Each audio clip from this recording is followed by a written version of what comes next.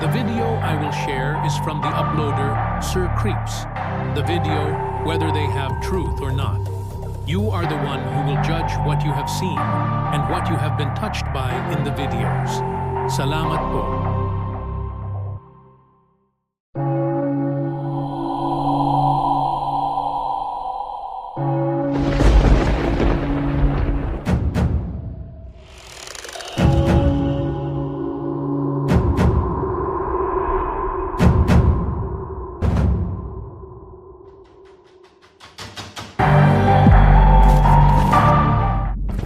Ang photographer at videographer na si Brisco Park ay nagbahagi ng isang video sa kanyang YouTube channel na kung saan ay kinukuhanan niya ang kanilang lokasyon para sa kanilang gagawing proyekto. Pero lingit sa kanyang kaalaman na noong mga sandaling ito ay meron palang nahagip ang kanyang kamera.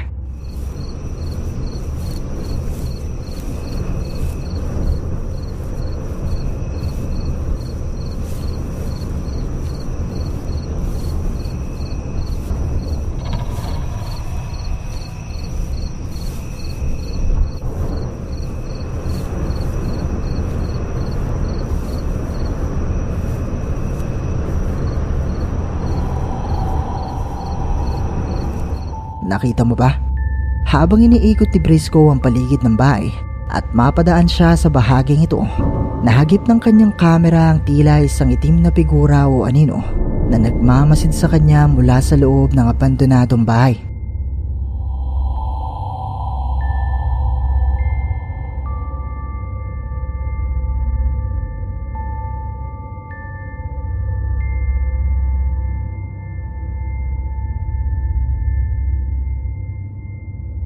Hindi ito napansin ni Brisco noong mga oras na ito at pumasok siya sa loob ng bahay at doon itinuloy ang pagkuha ng mga video.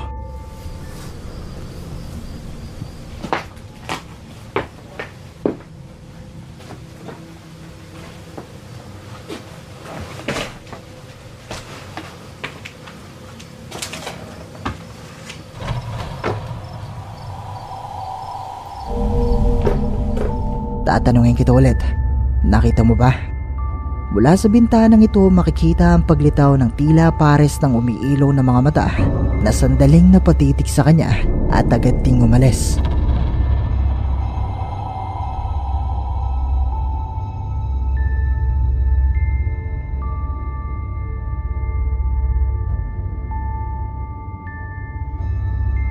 Walang binanggit si Brisco kung ano ba sa tingin niya mga posibleng nakukanan ng kanyang kamera. Pero kumbinsido siya na merong nagmamasid sa kanya noong mga oras na siya ay naroon. Pero kayo, posible kaya na haunted ang bahay na ito? Mga multo nga kaya ang nakuhanan ni Brisco sa video ito?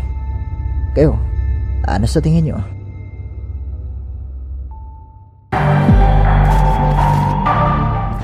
May isang French TikTok user na nagngangalang Rosana.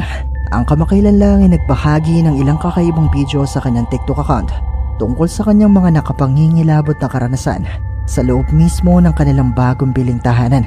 Dahil ayon sa kanya ay ginagambala di umano sila ng isang entity o demonyo at narito nga ang kanyang mga nakuhanan.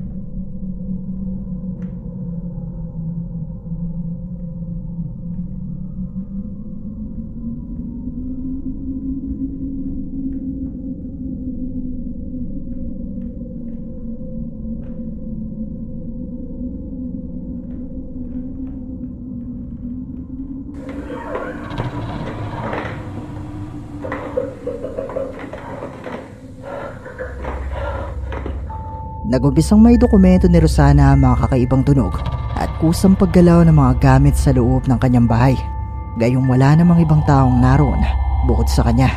Dahil ayon kay Rosana, magmula nung magsimula ang mga pagpaparamdam sa loob ng kanilang bahay, ay nagpasya siyang dali ng kanyang mga anak sa kanilang ama. At ayon pa kay Rosana, matapos sa mga pangyayaring ito ay tumawag na siya ng isang pare at pinabindisyonan niya ang bahay na ito. Pero matapos ang isinagawang pagbibindisyon ng pare, ay tila ba mas tumindi pa ang mga pagpaparamdam.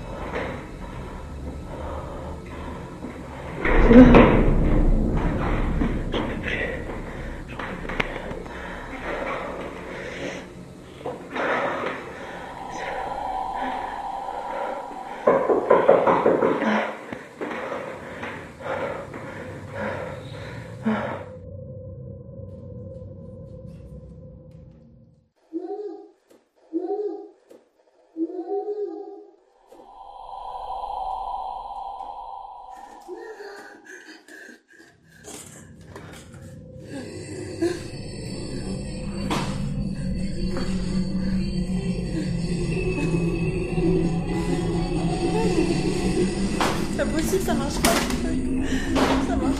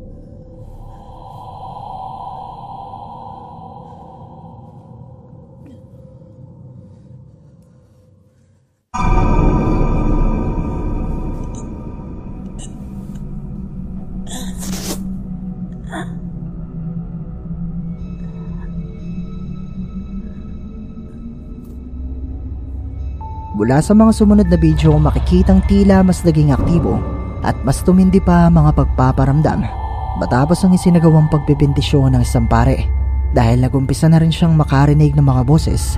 At mula sa bidyong ito ay makikita ang isang itim na figura o imahe ng animo isang nilalang o demonyo na nakasilip sa kanya mula sa pintuan.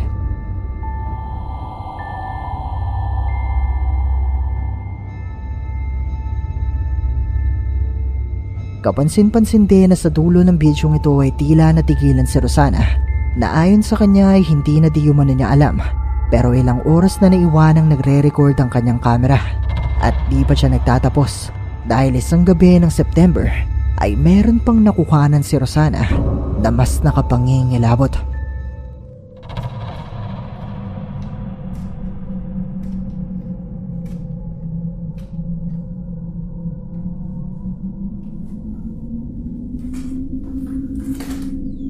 Loli.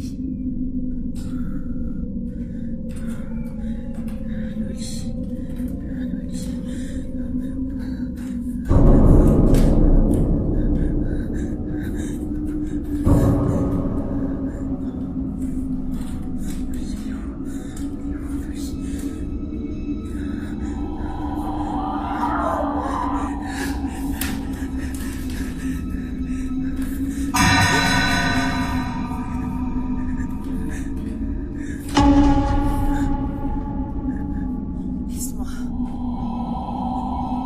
Loli.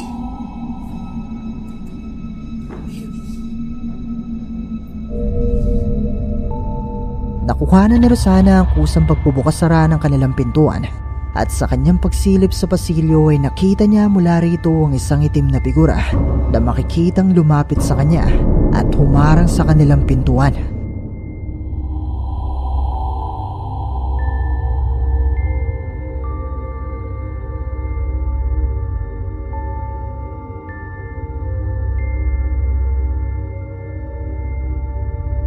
Matapos ang mga pangyayaring ito ay nagpasya si Rosana na pansamantala munang tumira sa isang hotel, at ayon sa kanya ay sinusubukan niyang ibenta na lang din ang bahay na ito.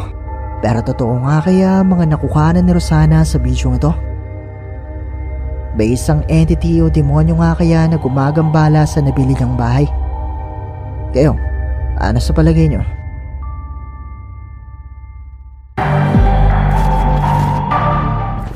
May isang babaeng TikTok user na may username na Chika Chika ang nagbahagi ng isang video sa kanyang TikTok account na kuha sa loob ng kanilang bahay na minana nila mula sa kanilang lolo at lola. Sa bahay na ito ay nananatili pa rin ang koleksyon ng kanyang lolo na mga antigong bagay at mga lumang manika.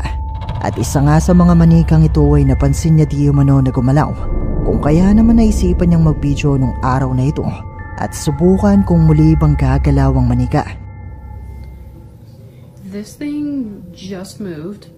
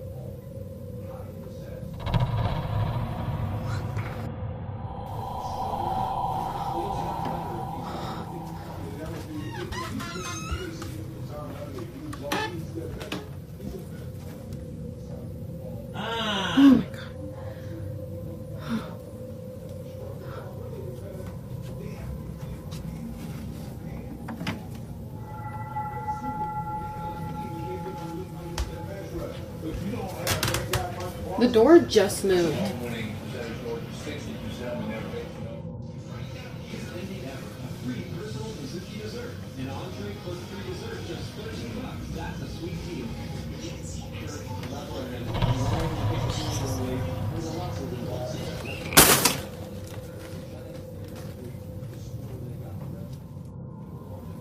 Are you real?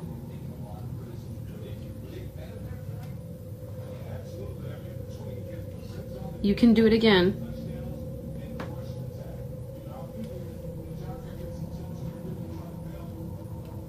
I won't watch.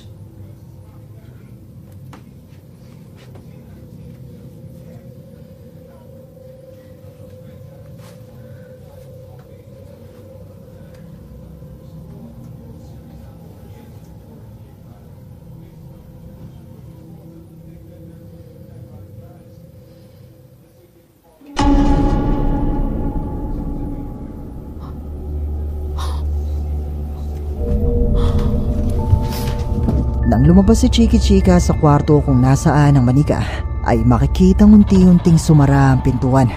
Muli naman niya itong binuksan para ipakita na wala namang tao na naroon sa loob. Matapos ito ay humiling naman siya sa manika na muli itong gumalaw at humarap siya sa salamin. At dito nga ay makikitang misteryosong gumalaw ang kamay ng manika.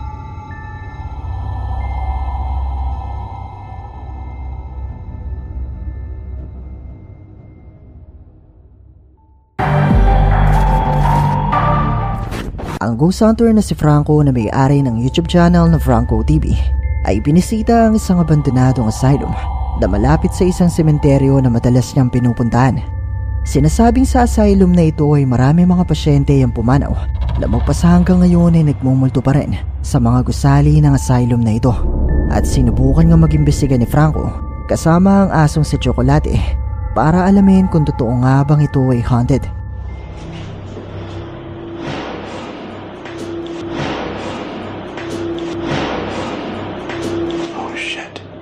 Was that you?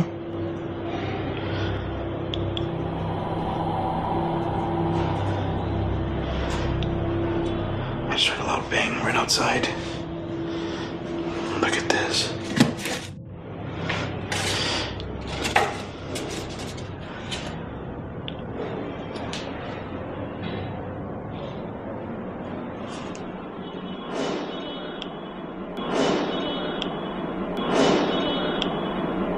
That's probably coming from outside.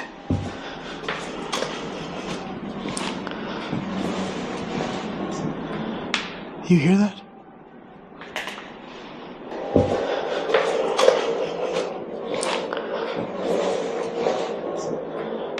You hear that?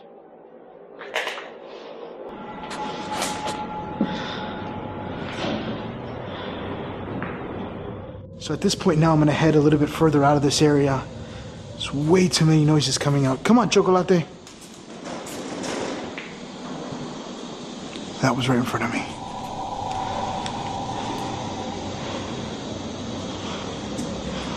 That was right in front of me.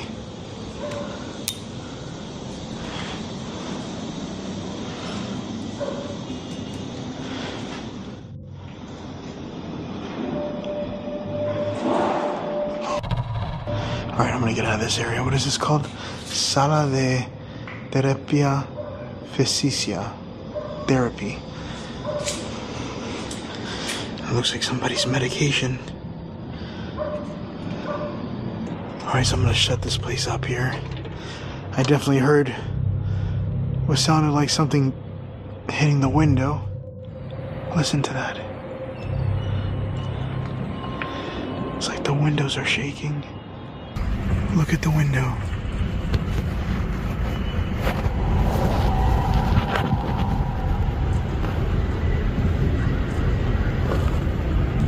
You can literally see it shaking.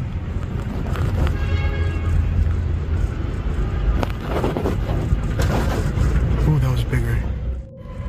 I was hearing a loud bang not too long ago too.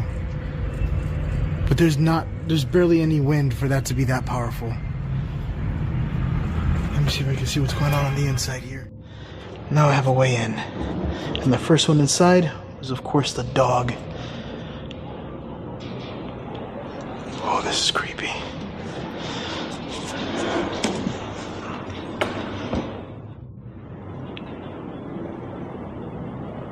There's no air in here, and the windows are shaking.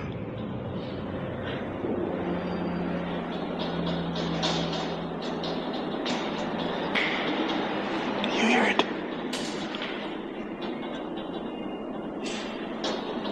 just heard a noise. Chocolate. Nagumpisang makarinig si Franco ng mga tunog at kalabog na nagmumula sa paligid ng asylum. At napansin din ni Franco na tila yumayanig o gumagalaw ang bintanang ito. Yun ay kahit hindi naman di man na malakas ang hangin noong mga oras na ito.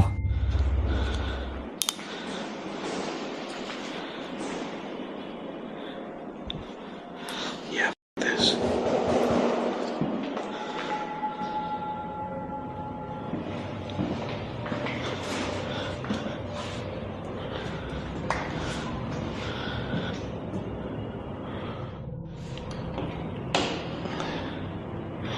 I am so confused. I thought there was a bigger room to this place.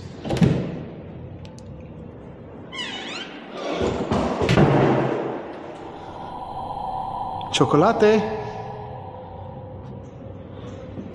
Is it okay that I could be in here with you? I'm pretty sure you don't know me.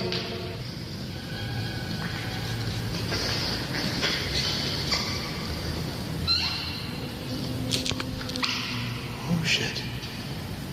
I just got a voice. Listen.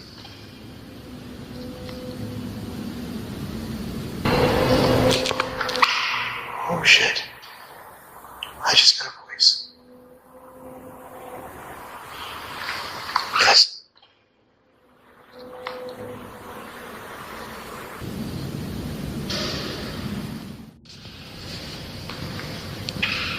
Hola?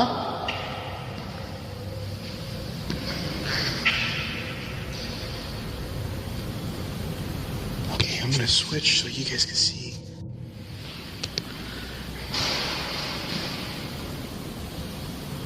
What the was that? Hola? Oh shit. I just got a noise. Thing is, I don't know if that's the dog or not.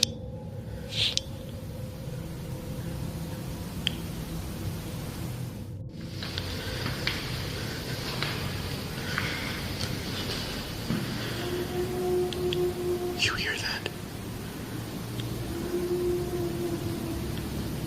Oh, that just gave me goosebumps. Holy shit, that sounds like a moaning. I want to make sure the dog is not over here pounding on the door, because I did hear some noises over here.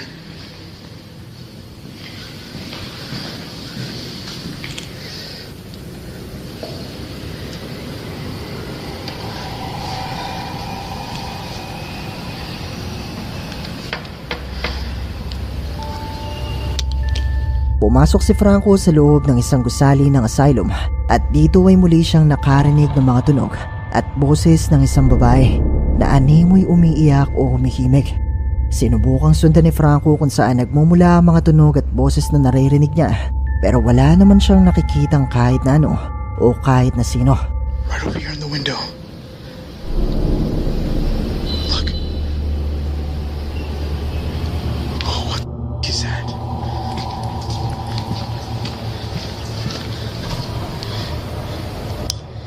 Choco, come here.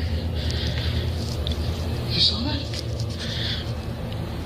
The dog's just staring outside.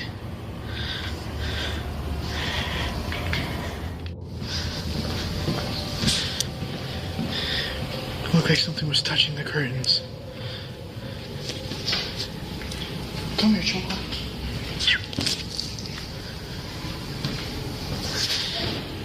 Oh shit. Oh shit. Oh shit. Just heard a noise outside again. Thing is, a lot of the noises that I'm hearing outside.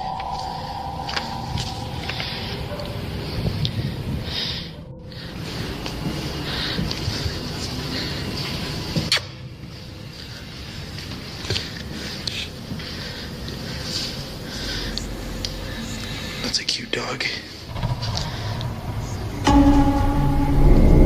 What the was that? Saw something right back there in the window.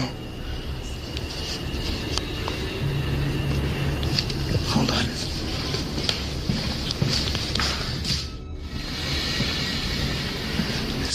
completely missing it.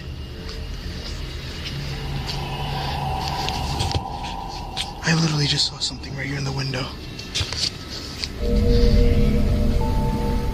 Habang nasa labas si Franco ay nakita niyang tila may humakawak sa mga kurtinang ito ng pasilyo at agad-agad siyang nagtungo dito para alamin kung ano ito. Pero wala naman siyang nakitang tao na naroon. Pero maya-maya pa nakita ni Franco mula sa bahaging ito, mula sa bintana ng pasilyo, ang pagdaan ng isang puting imae na animoy isang babae na may puting kasuotan.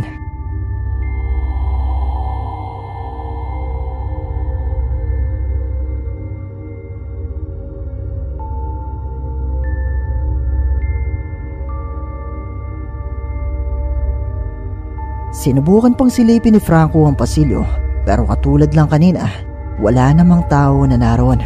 Pero ang mga tunog at mga pagpaparamdam kayang ito na nakukuhanan ni Franco ay mga patunay na totoong haunted ang abandonadong asylum na ito. Isa nga kayang multo ang nagpakita kay Franco? Kayo, ano sa tingin nyo?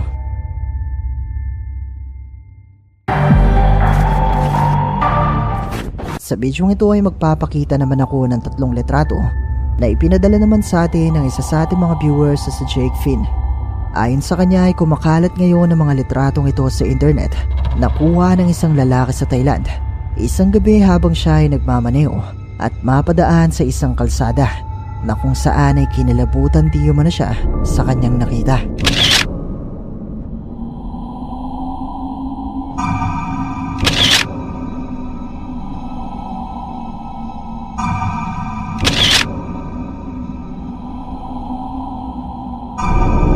Makikita mula sa mga litratong ito ang animoy isang tao na may kulay dilaw na kasuotan na ayon sa ating sender ay isa di humanong mongge na posible di humanong isang multo. Ayon sa ating sender ay hindi na di umano niya makahanap ang original uploader ng mga litratong ito at wala pa rin di umanong nakakasagot kung sino o ano ang nakuhanan sa mga litratong ito. Pero posible nga kaya na isa itong multong monghe? I-comment nyo lang sa ibaba ang inyong opinyon.